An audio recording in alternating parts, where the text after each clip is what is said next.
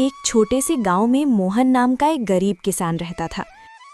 वो दिन रात खेतों में मेहनत करता, लेकिन फिर भी मुश्किल से अपने घर का खर्च चला पाता था।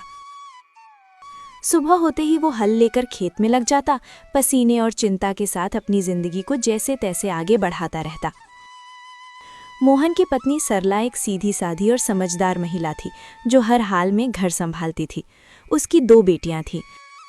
बड़ी बेटी गीता, जो समझदार और अच्छे स्वभाव की थी, और छोटी बेटी नीलम, जो चंचल और चालाक थी, लेकिन अपनी बड़ी बहन से बहुत ईर्ष्या करती थी।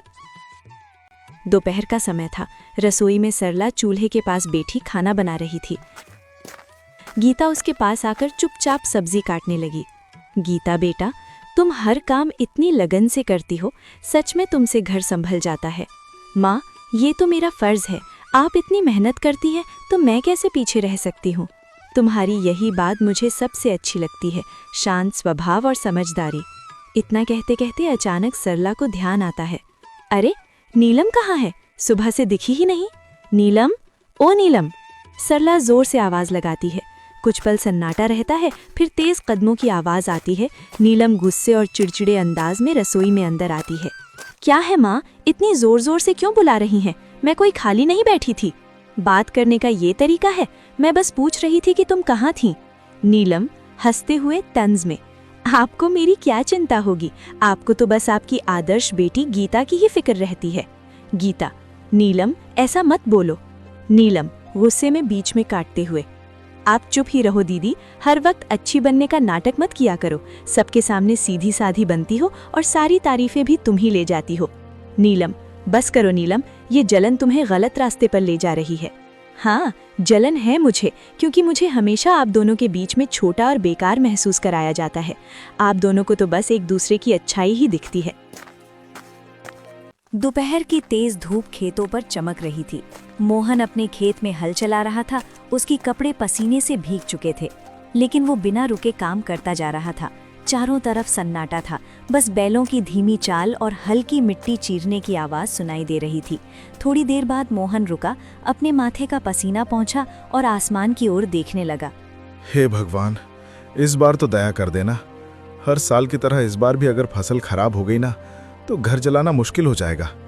बच्चों की जिम्मेदारी है, घर का खर्च है, कब तक यूं ही जैसे तैसे चलता रहेगा।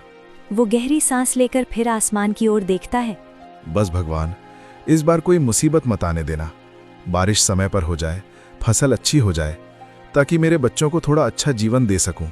इतना कहकर वो फिर से काम करने लगता है। तभी दूर से कोई आवाज लगाता है, अरे मोहन! मोहन मुड़कर देखता है। उसका दोस्त रामलाल उसकी तरफ आ रहा होता है। क्या बात है भाई, आज तो बड़े सोच में डूबे हुए लग रहे हो। क्या बताऊं रामलाल, किसान की जिंदगी ही ऐसी है। मेहनत तो पूरी करते हैं, लेकिन सब कुछ ऊपर वाले के हाथ में होता है। बिल्कुल सही कहा तुमने। इस बार तो मौसम भी कुछ ठीक नहीं लग रहा, कभी ज्यादा धूप, कभी अचानक बादल। हाँ, बस यही डर लगा रहता है। अगर समय पर बारिश नहीं हुई तो सारी मेहनत बेकार चली जाएगी। लेकिन मेहनत करने वालों का साथ भगवान जरूर देता है। देखना, इस बार सब अच्छा होगा। थोड़ा माहौल हल्का होता है, फिर रामलाल मुस्कुराते हुए पूछता है, अच्छा छोड़ो ये सब, बताओ घर पे सब कैसे हैं? भाभी जी और तुम्हारी दोनों बेटियां कैसी हैं? सब ठीक हैं। सरला तो हमेशा की तरह घर संभाल रही है, और मेरी बड़ी बेटी गीता, वो तो बहुत समझदार हो गई है। घर के हर काम में हाथ बटाती है, कभी शिकायत नहीं करती। अरे वाह, ये तो बहुत अच्छी बात है। आजकल ऐसी लड़कियां कहाँ मिलती हैं।